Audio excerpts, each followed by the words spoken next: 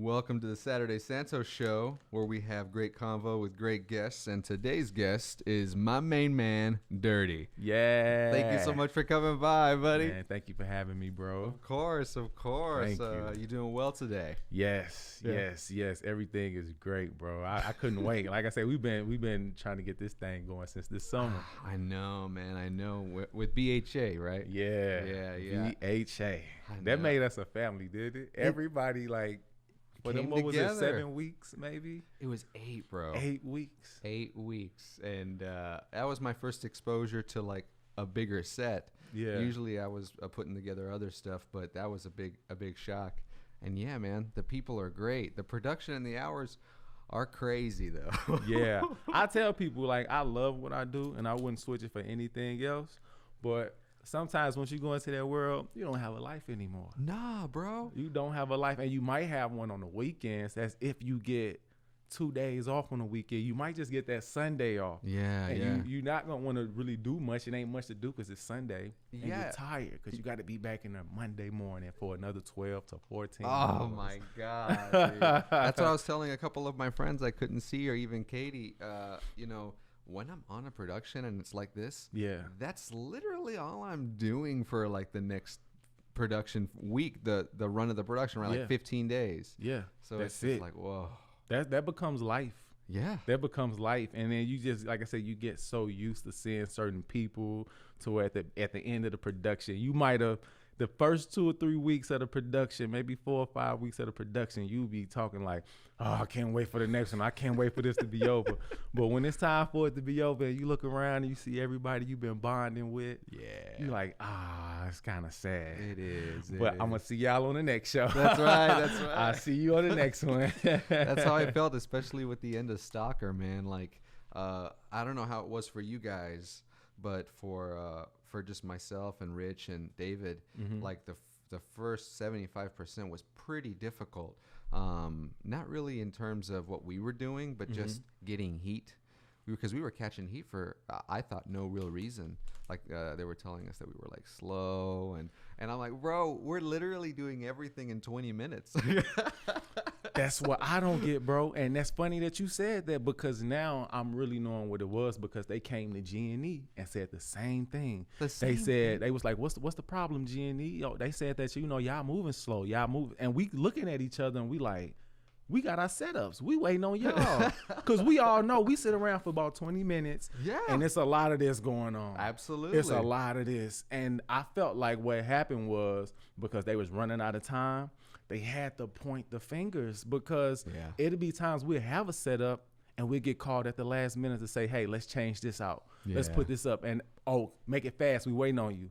Yeah, I knew that 10 minutes ago. Why would you tell us to come do it now and you rushing us? Yeah. You know, but it comes with it. You just take it how it comes and just, make yourself better at the end of the day. But at the same time, I know we were on it. G&E was on it nonstop, it, putting up our flags, putting up whatever it was. We made sure we stayed ahead of the game. Yeah. And when they came and said, what's the issue? You guys are moving slow. We was like, we didn't know that.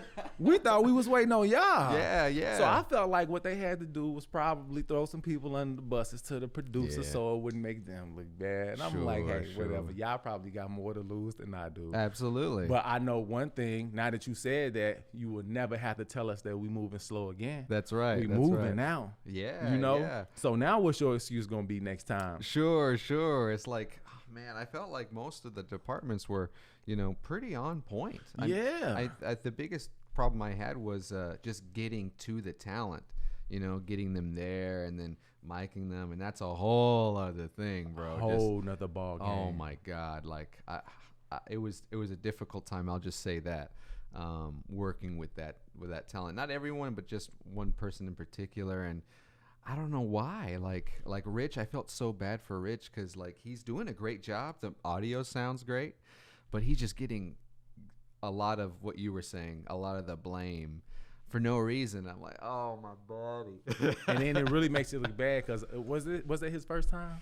Was that Rich's? So it's like, even though he was doing what he was supposed to do, but because they got to stay safe, he got to look bad. Yeah. And he's a first timer, so it's like now he got to stand in the middle. Like, Yeah. hell, I thought I'm doing what I'm supposed to do. I know it, man. But like you said, it comes with the territory. It bro. does. It does. So how long you been doing what you're doing? So it's been on and off for the past maybe 5 years. I was doing mostly music videos. That's how I was learning the grip world. I see. I was going on to music videos, but I had another job. Okay. So I was like really, and the beautiful thing about the job I worked at, they made time for artists. Yeah. So it was like me being an artist and filmmaker and doing all of this stuff and wanting to pursue things. They made room for us. Yeah. So it wasn't like, oh, you need to be here. It was like, do what you got to do. Yeah. You know, so that was like I stayed there for a long time because I was still able to get out and do what I needed to do and go back and have that income. Yeah. But I started missing I was getting offered to do a lot of gigs. Oh, shit. And this was this was 2020, and I was like, during the pandemic, a lot had happened. Got laid off, but I was still getting the insurance and everything, the unemployment and everything. So it kind of kept me together. But when I went back, it just didn't feel the same. And I got offered another gig and couldn't take it. And I'm like, I got to do something. Yeah, yeah. So I want to say I thought about it for about maybe a week straight. Mm-hmm. And I was just like, I put in that 2-week notice, that letter of resignation. Yeah. I put that joint in. And the beautiful thing about it, though, once I quit, the jobs were coming and I was getting more gripping jobs, but I was still green. I got and you. I did a show where I was working with some grips, man. They had been in the game for maybe over 12 years. Oh, wow. And this is one of those big productions where if you get on these productions and you show you green or you messing up, they in your ass, bro. Yeah. These particular grips, bro, they embraced me and they was teaching me. They was teaching me in ways that it was clicking. I worked with them about 2 days on this. Okay. They was showing me it clicked. So I was getting more jobs, and I'm like, okay, cool. Yeah, right. So I'm implementing a lot of what I learned from them, and I was just like, just using it all the time, getting more and more productions, getting on more and more productions. But the crazy thing that happened, not working even a full year, I got a key grip position. Okay. And it was like, can you do it? I was like, yes. Not even a year, bro. Not even a year. They say, you think you can handle it? I was like, yeah. Hell yeah. Underarm sweating, bro, sweating. I'm like, oh shit, this is how it works, man. But I was ready. I was like, dang, I'm not gonna break. Yeah. And I got in there, man, and I learned a lot. I learned a whole lot. Yeah. But it was, I did get a couple bumps and bruises in it. Sure. But it was a lot to learn from. So when I went to the next production, I was able to take everything that I learned and be more prepared for that production. Absolutely. So like I say, I love it, man. Like I said, it wasn't a year. And I know a lot of people look at that like, cheat code? What's the cheat code? How did you become a key grip in less than a year? Ooh. But my bro Joff, who put me on in the game, like he does that, like, he makes a lot of room for a lot of newcomers. He trained a lot of people. I love that, bro. Yeah. It's so important. That. It is, because a lot of people want to get in, but they don't have the means. And once they meet him, he look out for them, bring them in, train them, get them going, get them moving. That's amazing. He did the same thing with me. He did the same thing with me. We've been knowing each other since we was like 5 and 7. Really? Moved to Atlanta together. No way. Yeah. So, okay, some history there. Yeah, we had the same aspirations coming up. But see, what was funny, he was a kid dancer. He traveled with MC Hammer a few times as a 5-year-old. Really? Yeah, dancer. Okay. As a dancer. So he has a history of entertainment and everything. So he had some ties in Atlanta already. So we would come in like once a month. Right. We were sad every time he was trying to go back to St. Louis. And we was like, yo, next time we come, we ain't leaving. So we did a lot of planning and prepping and came down. It was rough, but we had a goal. We ended up homeless, man. It was crazy. But really? We had a goal. We would call each other from train stations, like, what train station you at tonight? Really?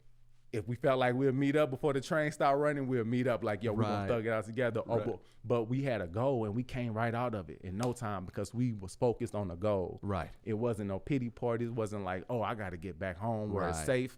No. It's time to work. Yeah. It's time to work. That's and we worked. And like I said, he was more consistent with the video work. Mm-hmm. And he started getting more jobs, and he started, getting more training, and he learned more. And he started opening up the door for me to kind of come into these music videos and do the stuff. So he got offered the key grip gig. But what he does is for us to keep working, he takes the gig. He could be working another gig over here possibly. Right. But he's going to take the gig to make sure that we're working, and he'll put us in that position to make sure that we can handle it. Yeah. So that's how now I get the phone calls for the grip jobs. Sure, you know what I'm saying? Shout out to Swirl Films. Swirl Swirl Films. Films. Oh, you know, my I love God. them. It's a family over there. Absolutely. I'm appreciative to, be a part of the Swirl family because I'm learning so much, and I got my name on so many projects now because I work with Swirl. Yeah. Well, how long have you been working with them? Has it been like a year? A year. A year? A year since November. Wow. Since November, and I've done maybe about 4 or 5 movies with them now. Whoa. About 4 or 5 movies since. Hell yeah. So, shout out Swirl Films. Swirl Films, yeah, man. Yeah, but I love what we do. Yeah. Like I said, I can't see myself on the other side in any other job but this. Really. But this. So just strict set life. Set life. Set life. Anything in this realm.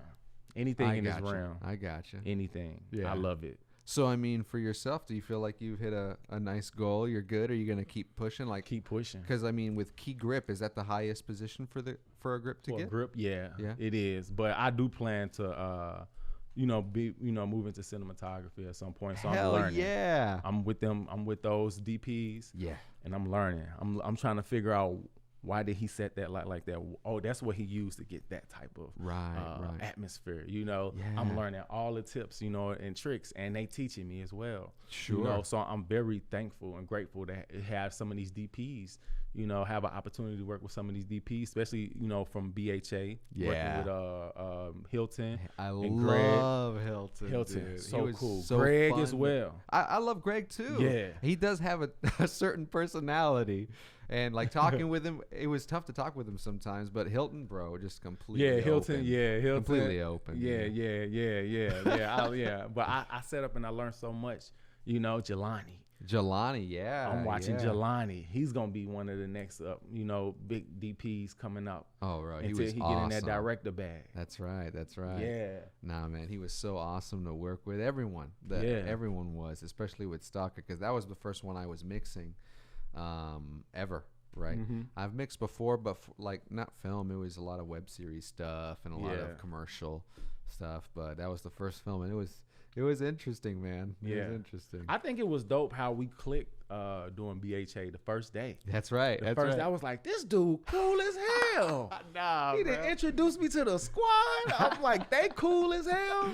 And we just clicked like we known each other 5 productions ago. That's like right. our That's vibe, right. Rube, Ruben, Arjun. Like man. it was like, man, it was love. And I was like, I click with these guys. I was like, I found a department that's cooler than the grips. They got more sauce than the grips. That's how we felt, bro, talking with you. And I remember meeting you for the first time on BHA, and I think it was at the lake house where we had our first introduction. Yeah. And that was so great. In the driveway. We smoked up too, using the pen. When I took a hit of that pen, bro, I was in another world.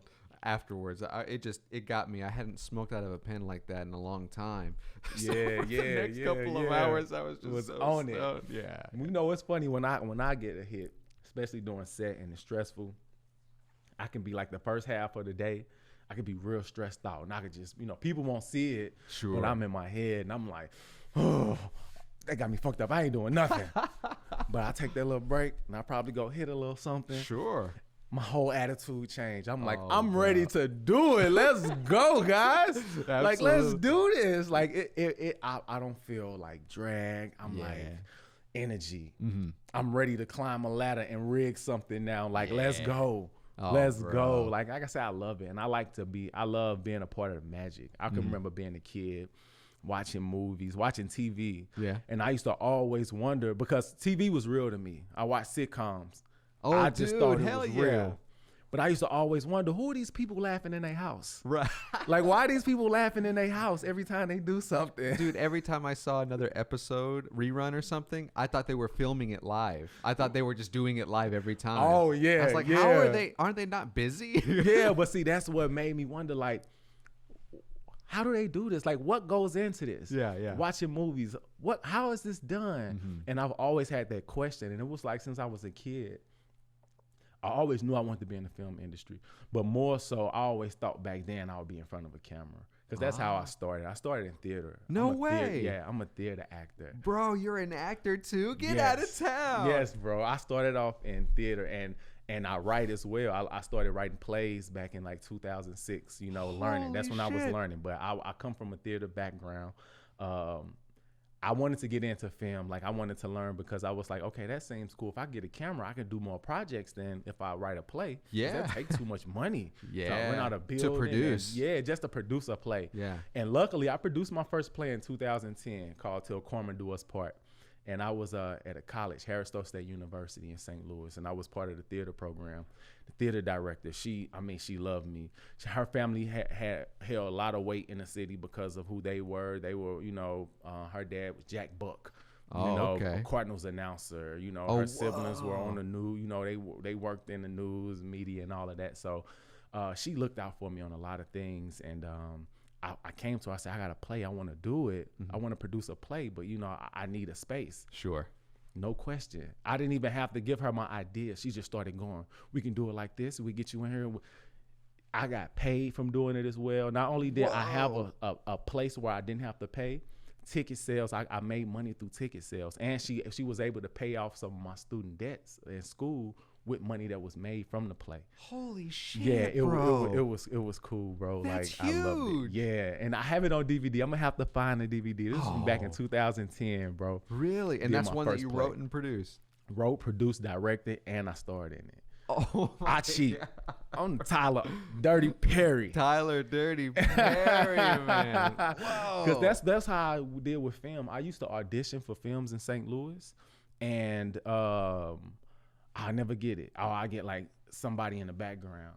And these guys who don't have any acting history, really, they getting the gigs. And I'm like, this ain't fair. Yeah. Is it because like a look or something? I think it probably had to be the look. Yeah, I probably didn't have that look for those particular roles, but I was just like, you know what? I'm going to write for myself. Well, there you go, man. See, that's the way to fucking be. And it's much easier to do that now than it is in any other time in history. Like we have so much that we could do, like just even talking today. Yeah.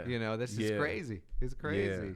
Yeah. Just make your own content, man. That's it. And that's the day and age that we living in right now. Yeah. There's no excuse. Right. There's no excuse like it was 20 years ago. I know. When you had to wait on a production company. Hope that they would see what you have. Or just you. Yeah. And then plead that you can do it. Yeah. Now you can just film on fucking TikTok and you're good, bro. Good. This is all you need, really. Yeah. This is all you need. Bro, I have a friend of mine that was homeless too recently, like a couple of years back. And he tells me he had a cell phone and that was it. And he would then he got an idea and he started making money by selling things on his cell phone, things that people would throw out but are brand new. Like he was near a nicer neighborhood. So he would go out and they would throw away stuff and he would just pick them up like at the garbage places. Dude, it would be like brand new sofas and shit for no reason. He would just take them, sell them, and then he started making enough money. And now he just has a business doing that. And he's like, if you have a cell phone, there's no reason why you can't make money. And I'm like, well, that's real. That's real, yeah. That's real. These are whole computers. Yeah. You could reach out to anybody in the world on one of these phones. You could do anything. Dude. It's insane to think about, right? Yeah, some people just have a phone just to do this. That's all they do. They don't try to do nothing else. They just. That's it. That's it, bro. That's it. But it's so many. Like, I quit photography. Well, I ain't gonna say I quit. I wasn't, doing a lot of photography. When I first got a camera, I did a little photography. This is back 2012, maybe. Okay. Started doing a little photography, but I was more interested in the video aspect. Didn't really like it because I like movement. I like motion. I like filming motion. Of course. But since I became an iPhone user, I've never taken photography as serious, bro. Like what they doing with these cameras now. It's insane, right? You can focus. That was a big draw for me like a couple of years back was they're able to do manual focus. You're able to set aperture, f-stop. You're able to like green screen shit out from behind you without a green screen. Like, it's insane. It's crazy. But that's technology. They pushing the culture forward with the technology. Yeah. I love it. I just try not to get caught up in it. And Yeah. I feel like now I'm at the point where I need to go on hold on my Instagram and Yeah? Facebook. Yeah. Why is that? I get consumed. You just get like it's overwhelming. Yeah, yeah. Yeah, sometimes I can get caught in that rabbit hole. You know, especially like if I'm I just find myself first thing in the morning. I tried to break that. I tried to break that habit and do writing. Yeah. Like I tried to get up and write, and it worked for like 3 days. Okay. Making up the first thing. Sure. But then like the 4th day I woke up and I was like, I don't feel like getting up. Yeah. I just reached over for the phone and was like like you know, and it don't make it no better. I need to get me a flip phone. A flip phone. Flip phone. Dude, I think those are going to start coming back. Like they're making smartphones that are flip phones. Like the screen does that. And so I think it has both worlds, right? If you want just the convenience of just flipping it down, putting it away. Oh, bro, thanks, man. Hell yeah. Hell yeah. Gotta love Ruben, bro. Gotta love Ruben. He spoiled me, bro. I don't like smoking. Nobody packs. No one. What's what? I don't like to smoke. Nobody packs until I can get to him. Really? And get it. Like it's just too good, dude. It's good. Like I didn't know that good weed existed consistently in Atlanta until I started getting with my boy.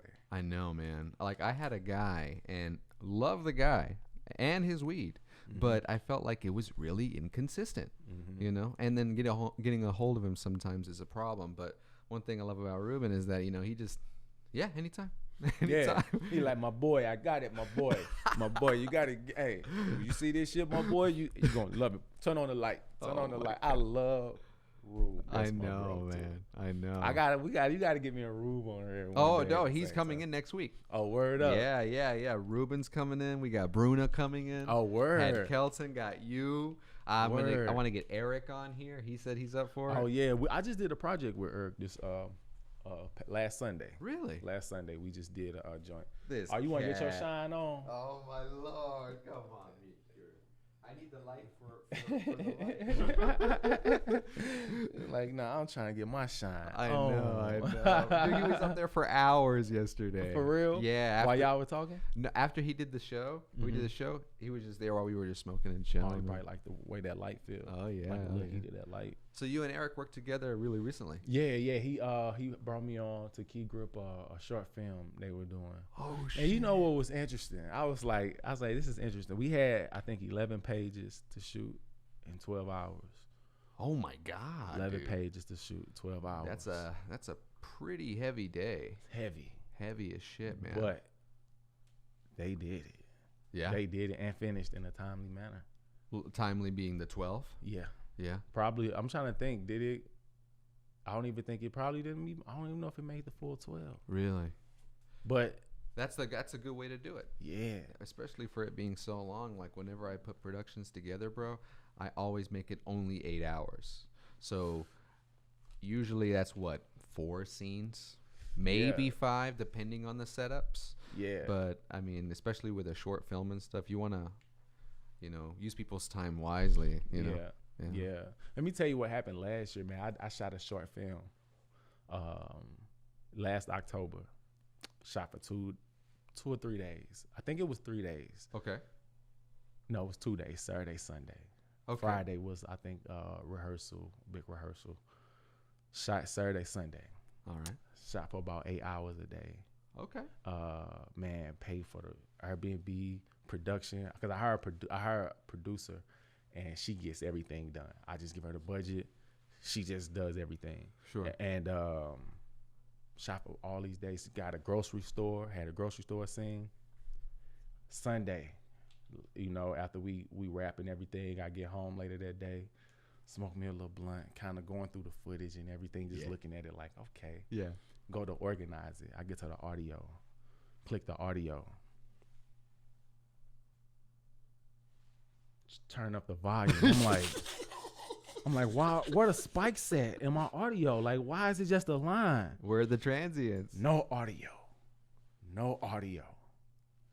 No audio, Mero. None? None. No audio, bro. Oh my No God. audio. I was sick. I just stared at the computer. And I don't know if it was the Taurus in me, bro. I just looked at it. I said, I'm gonna take a nap. I gotta go to sleep on this one. I need some rest on this one. My brain, I can't do this one. All that money, man. And you know what? Compared to what we do with these productions, it wasn't no money. Sure. But for me, out of my pockets. Yeah, it's a big deal, dude. Yes, that's a lot of money. But see, luckily, the producer that I work with, shout out Peanut, she knows how to take a little and make it stretch. Absolutely. So she luckily already for that, because she had already produced a project for me a couple months before that. Okay. So she already knew what was up. So she was like, you know, I told her what I was looking for. She was like, okay, cool. What's the budget? I told her the budget. And I don't even think I sent her the full budget, what I was willing to work with. Yeah. She stretched it. Really? She stretched it, made it happen, made sure everybody ate. But she stretched it, bro. I don't know what she did. But she connected. I love that, man. Yeah. I love Peanut. She be holding it down, bro. So, but what happened with the project? You said no audio. No audio. I'm actually, I was like, I'm gonna redo it this year. I was thinking about redoing it this year, but I've been caught up on so many productions. I hadn't even had time to have a break. Sure. To get it going. So, but like I say, one thing about it, working these projects will help me fund my projects. You know, so working in the industry funds my little independent joints. Bro, that's exactly what I'm doing, man. Like, cause for me, working, so I was like doing a lot of freelance, and then for a few years, and then did this agency gig for a few years. Did these productions with you guys in Swirl. Yeah. And now I just got a gig doing editing and directing and all this at another agency in Atlanta. And like great flexible schedule, great pay, but I want to use it for making my own stuff, you know, because use the pay and save up. And then I want to work with you guys. But like, I think it would be so awesome to do a feature film written and put together by us. Oh, you know what I mean? That'd be dope. Right? So like I got the first act of the feature I want to put together done. 20 pages, 8 scenes, right? And they're all oneers, right? Each scene is a oneer and it hands off at the end of the scene to the next scene. So like it's gonna be crazy, but I'm looking to do it in February and everything. And bro, let me know. Like I said, I sit down. I love writing. I like the writing. Well, that's what I was gonna ask is I'm always worried about my writing, bro. So I'd love to have a fresh set That's of why eyes. I was like, yeah, that's one thing I learned because I'm at the point now, you know, I've written so many projects. And now that I read some of them, the voices sound the same. Yeah. That's my big problem. Anytime I like show my old professors, they're always like, you know what? It's not bad ideas, but they all sound like the same person. yeah. And that's how, but see, now I'm at the point where I'm ready to work with other writers now, man, and get a different perspective. Yeah. You know, and what I'm writing. And making my characters not agree with my morals, giving them their own morals. Right. Because sometimes I can get caught up in it, and I'm like, I want them to think like this. You can't do that with your characters. They got to think like them. Yeah, man. Like, I'm right there with you. I'll go in with an outline, and I'll be like, okay, so this character starts here and then ends here, and then the midpoint is this. But whenever I start to write the scenes out, I make them the complete opposite because I don't want to like make these characters seem bad or whatever. But that's human, right? Yeah, that's sometimes we're bad people, or sometimes we think weird or whatever, and that's the growth, right? And we have to give them that. We have to be true. That's who that character is. We got to be true to that character and make him display that. Yeah, because somebody watching it can relate to that character too. Right. So they bad. We don't want to show that, but somebody like, oh, he just like me. They relate to that character. They rooting for that character. That's right. That's that right. Bad character. They like, yo, I understand it. I get it. Yeah. You know, I get it. Yeah. You know, so it's funny. Me and my friends, we joke on. We just talk about different sides of stories, and we be like, what's love got to do with it? Sure. We got Tina's side, but what's Ike's side? Well, sure. You know what I'm saying? You gotta play devil's advocate. You gotta, to get the full story. To get the full story. He admitted to doing stuff, but he was like, it was a back and forth thing. And word from what I heard, because like I said, I'm from St. Louis. I know a lot of OGs. Someone I know personally, his grandparents knew them. Oh shit. And was like, that was a back and forth thing. Yeah. There wasn't no one-sided thing. Right. This came from the OG. Yeah. Triple OG. And usually that's how life is anyway. It's rarely so one-sided, right? Yeah. Yeah. And that's what I like about storytelling. And that's what I've learned too, as far as development of stories and showing, going into A stories and B stories now, and understanding how attention span works. Right. You can't stay stuck on one thing. You got to switch it over to something else. Yeah. You got to build them dimensions in those characters and those scenes. Yeah. Like I was watching a movie on Tubi, and it was a swirl film. Really? It was a good film. It was good. And the storyline, the plots and everything were great. Some of the dialogue and the action was just kind of off. In my opinion, with certain things that I would have tweaked to make it more realistic. Sure. But what I enjoyed most about it was the dimensions and where they went with it. So it took my mind off of what I was catching with the dialogue and what I was seeing with certain action. Yeah. These plot turns and these twists, it had me like, okay. Oh, shit. That shit was good. Yeah. It was a good movie. Really? Yeah, it was called Down for Whatever.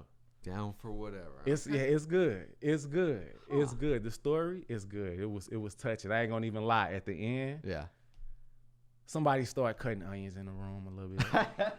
I was like, yo, take that outside, yo. Yeah. Yo, it was good though. I love it when a film can do that, man. Yeah. It's so hard. Yeah. And a lot of the times it's like a pleasant surprise, right? Yep. Because I think a lot of times with us working on those sets and knowing the process of it, when we watch a movie, we don't watch it like the average person. Right. It's like we see the story, but we thinking about what kind of day they had when they shot that scene. That's right. If you in grip and electric, you trying to figure out what light was used and what diffusion they put up and what solids did they have, and that's what we looking at now. So you can tell that by just looking at. Sometimes you can tell. Like me, I'm still in the process where I'm still figuring it out. You got some DPs and gaffers who can look at a scene and tell you exactly what was done. Really? Can tell you exactly what was done, bro. That's why when I'm watching now, because I want to be a DP. when I'm looking at scenes, I'm looking at the light setup. So sometimes I'm missing the story. Sure. I miss the story a lot. Yeah. Sometimes I have to go back and watch it twice. Of course. So I can say, okay, I know it was kind of good, but let me go back and look at it again. Not trip off for this lighting setup. Let me not trip off of this color scheme. But us being in the industry, that's just how we look at it. Yeah. So like I say, with that movie Down for Whatever, it had me. It got me to the point where I stopped looking at the lighting. I was trying to figure out what they did to light the scene. Mm-hmm. I got caught up in the movie. I love that. Yeah. Because I'm the opposite. I'll go into a film, and the more I start not to like it, mm-hmm. the more I start to pay attention to all those things. Yeah. Because I'm pretty for me, everything is about the writing, Yeah. So if the writing is phenomenal, no matter what they did in the film, I think the writing is going to be super the most important thing. Yeah. Because it's all about the characters and everything, right? Yeah. So I've seen movies that have kind of okay editing. The shots are, they're all right. Or the lighting is, Or like the audio, the mix is just, come on. Yeah. But the movie's still great because of the writing. That succeeded. Yeah. Yeah. And that's why I want to master that one day.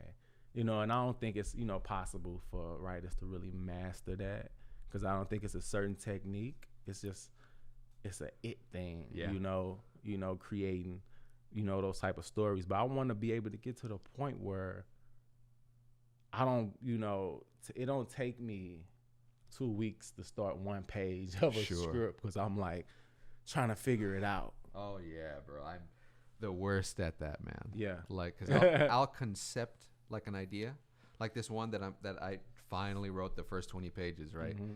I was thinking and talking and doing outlines for 2 years, bro. And I finally got it to where it is now. But I figured out, at least the problem with me was I was afraid to get personal, Yeah. So instead, I just made it almost a literal interpretation of, kind of looking back on my life, the kind of lessons I learned, and the problems that I've had. Like, I've just poured it all in there. And now it's like, oh, okay, now it's a story. Now it makes sense. Yeah, now yeah. it's but it's really personal. I'm like, oh shit. I think a lot of people do that though. They just take a lot of what, thoughts that they've had over, a certain amount of time, and they create stories out of that. Yeah. People realize like, oh, I've been through something. Yeah. People need to hear this. People need to see this. Yeah, yeah. But like I said, I love the art of storytelling. I love it, especially when you can jerk my emotions around. Yeah, yeah. Because I'm thinking like, I'm focused on this particular aspect of the movie. Right, right.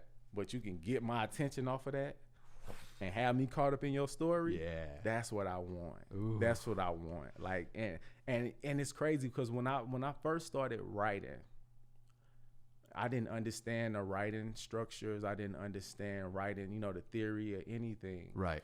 But I knew that when I watched movies, they took me here and there. They was doing that. I felt it. Yeah. So when I wrote, I tried to write in those.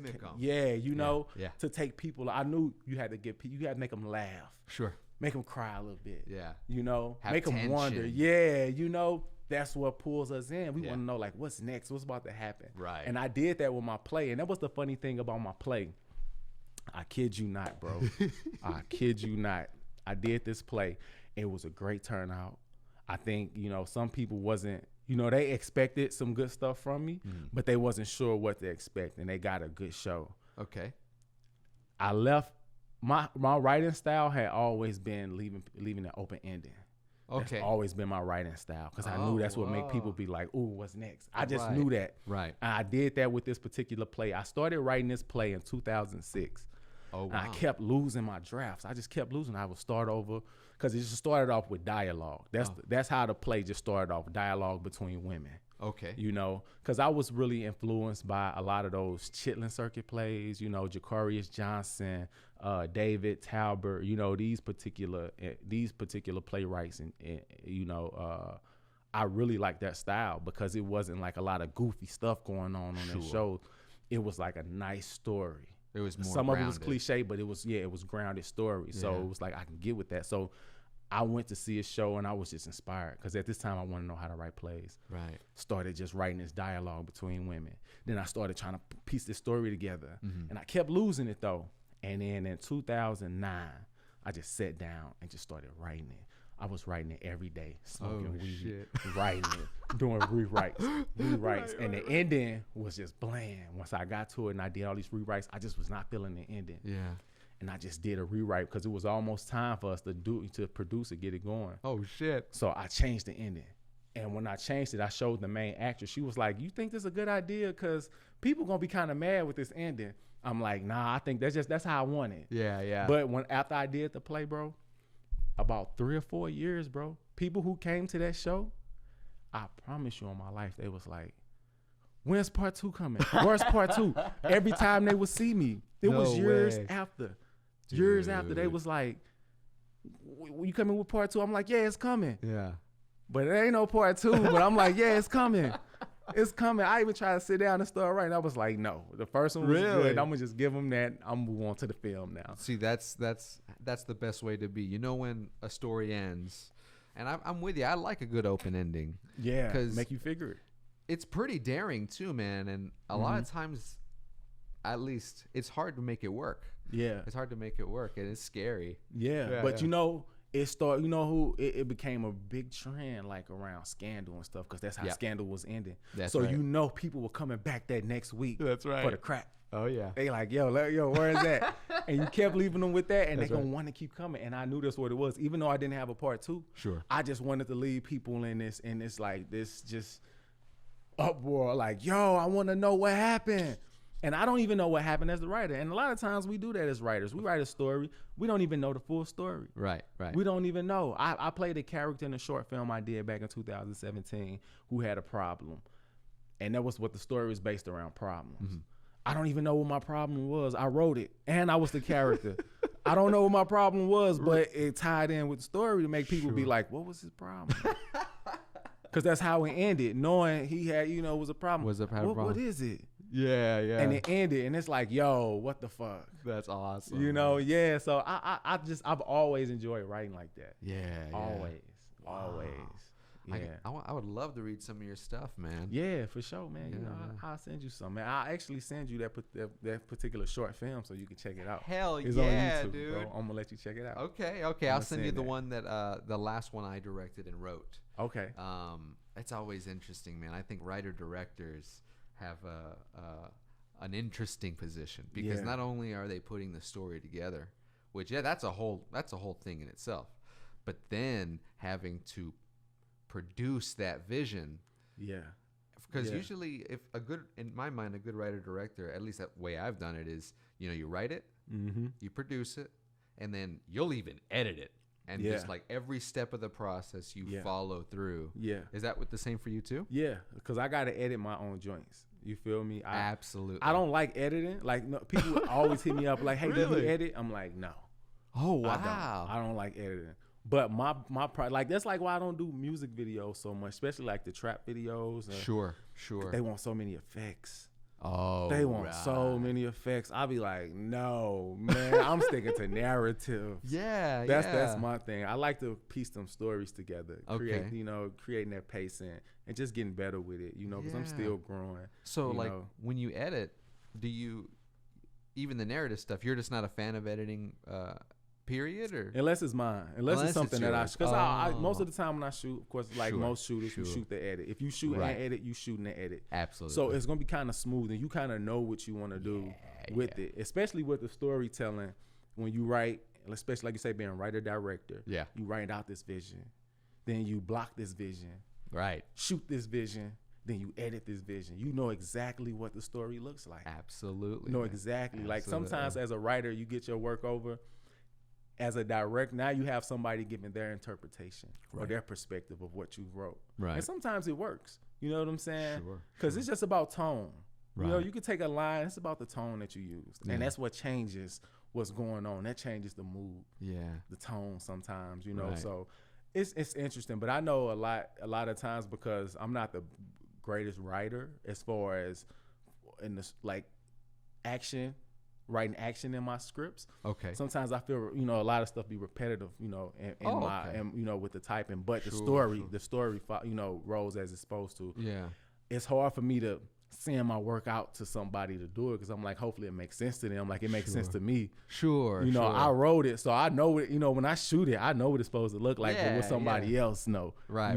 So are they gonna get what you're intending? Yeah. That's a hard part to do too. Yeah. Everyone goes in with a bias and their thoughts on things or how they would view things. Yeah. It's always difficult. Yeah. And that's like I say, that's the beautiful part of it because life is about perception. Right.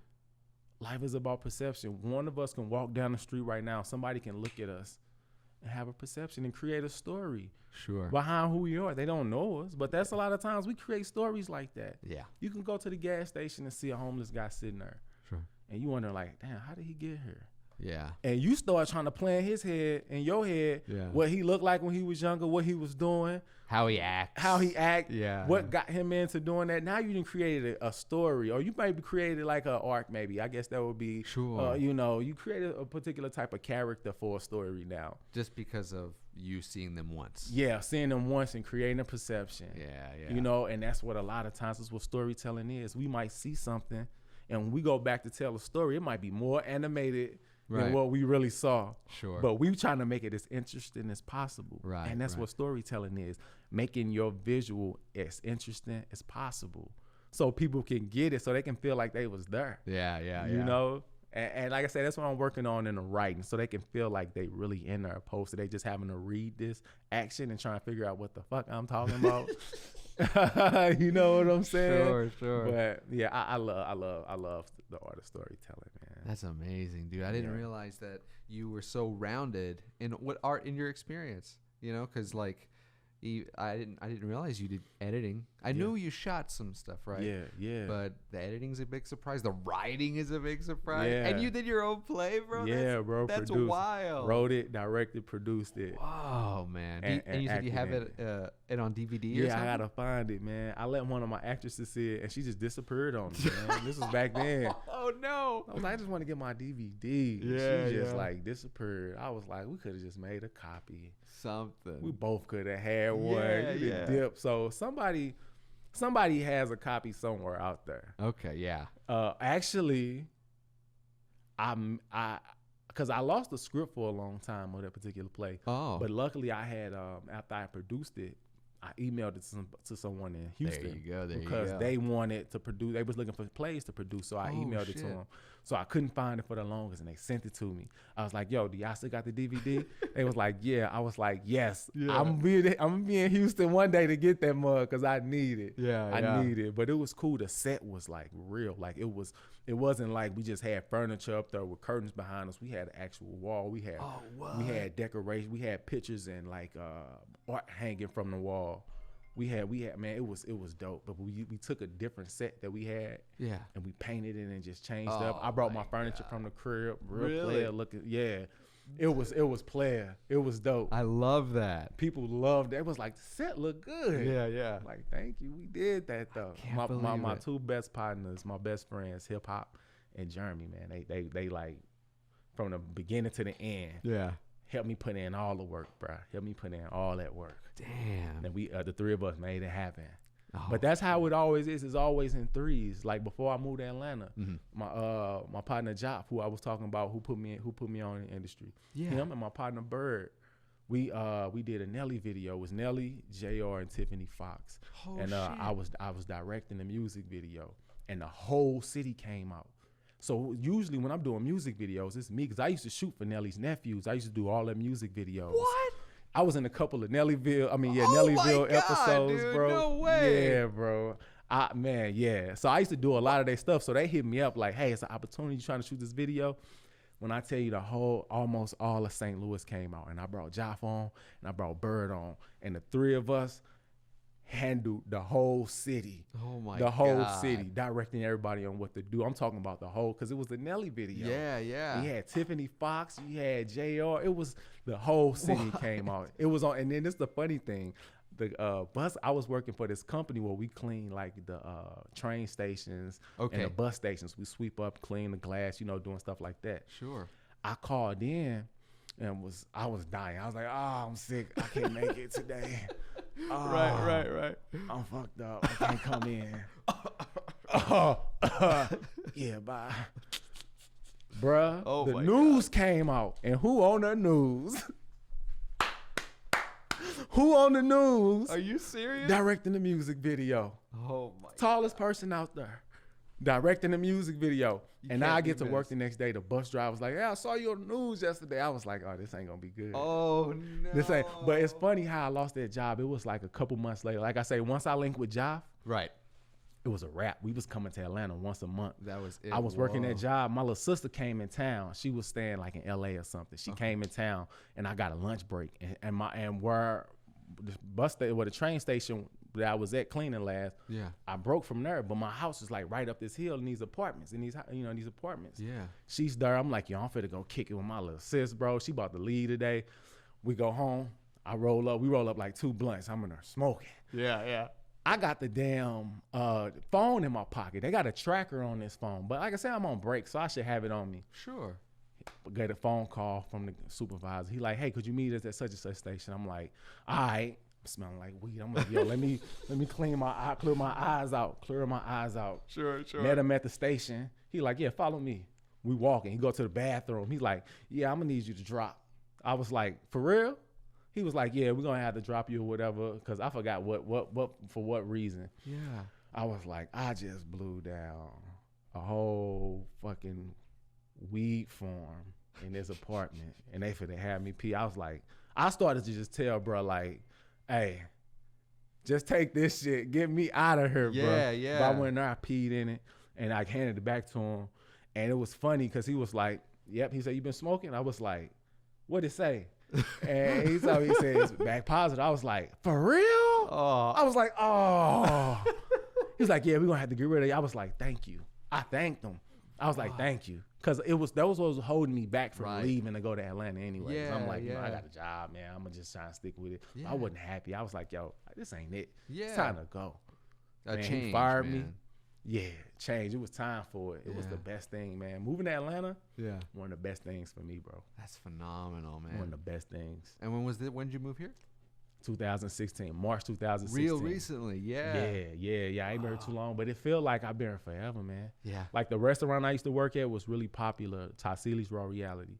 Okay. Really popular. Well, you've eaten there, right? Yeah. I forgot. Yeah. That's right. When I worked there, man, so many people came through there, no matter where I went in Atlanta.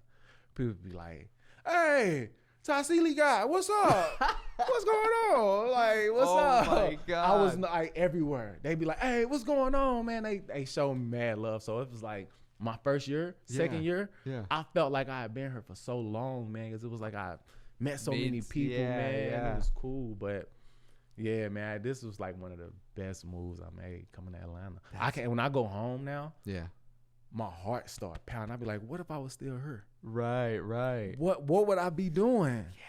What would I be doing if I was like, I'm so grateful that to be in Atlanta. I'm grateful, man, to be in the field I'm in, because it's something I wanted since I was younger. Yeah. I just never gave up. There was one thing. It took me a long time to reach certain goals, but my biggest thing was I cannot live in a regret. I told my pops before, I was like, man, I live under a bridge and lose everything before I give up on trying to get to this where I'm trying to get to. Yeah. I can't live. I not knocking anybody because I come from an average lifestyle.